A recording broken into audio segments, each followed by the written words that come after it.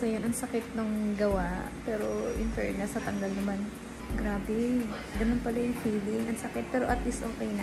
Hi everyone, Disney Princess here. Grabe pala yung experience kapag nabunutan ka ng wisdom tooth, no? Parang ayaw ko na sa earth that time kasi nga sobrang sakit talaga. Ba naman tong Japan na to? Yung namamaga yung ngipin ko, akala ko papahupain mo na bago bunutan. Ay, wag ka. On the spot talagang binunutan na yung aking ngipin. Sinabi rin naman na sa akin ng doktor na bubunutin na nga yung ngipin. Naisip ko sige, para isang sakitan na lang din, ay talagang umuo na rin ako. Ito na nga, yan, naka-uniform pa nga talaga ako yan kasi nga pumasok pa talaga ako sa trabaho. Before mangyari yan, hindi talaga ako nakatulog ng ayos. Kuyat pa talaga ang Disney Princess nyo. Kaya sabi ko sa office na gusto kong pumunta ng clinic kasi nga hindi ko na kaya yung sakit ng ngipin ko. Actually, nung araw na yan, rest day nga ng dental clinic. Pero dahil sinabi nga ng company na emergency nga, so ayan, sikaso na rin nila ako. So nag-aantay na nga lang ako dyan kasi nga may mga client pa sila. Hala.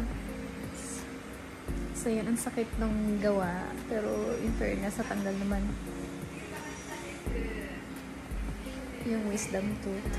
Grabe, ganun pala yung feeling. Ang sakit, pero at least okay na. Pero mag-work pa ako nito. Susundin ulit ako ng company.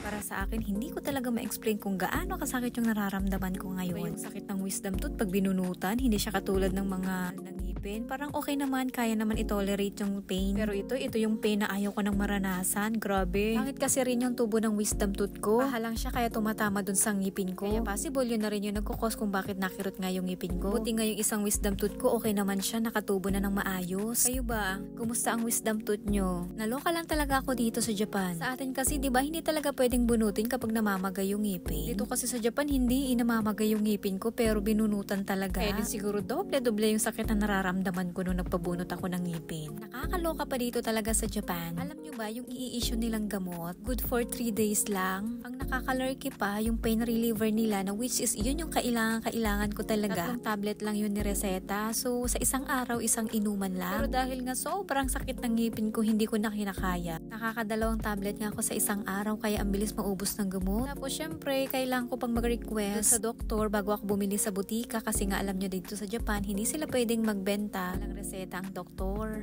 Kaya ito, nandito kami sa bilihan ng gamot. Saklap nito, ang tagal namin nag-antay. Nung oras na yun, wala na yung anesthesia kaya ramdam na ramdam ko talaga yung sobrang sakit. Talaga sobrang sakit na ayaw ko nang maulit. Pero buti na lang din talagang sinamahan din ako ng anak ng sacho namin. Mula sa clinic hanggang dito sa pagbibili namin ng mga gamot. At ito na nga rin yung nabili namin gamot. Pero in fairness, napakabisa rin naman ng mga gamot nila dito. Kasi sa atin, mga 1 linggong gamutan, lalong-lalo na yung antibiotic, diba? Pero dito, mga 3 days lang. Tapos, mabababa pa yung dosage niya. Kaya hindi nakakatakot din uminom ng maraming gamot dito. At para mas mabisa ang gamot na yan, kailangan natin ipag-pray. The power of prayer. Amen. Hanggang dito na lang muna ha. Wait nyo yung part 2 ha, kung ano yung nangyari pag uwi ko ng bahay.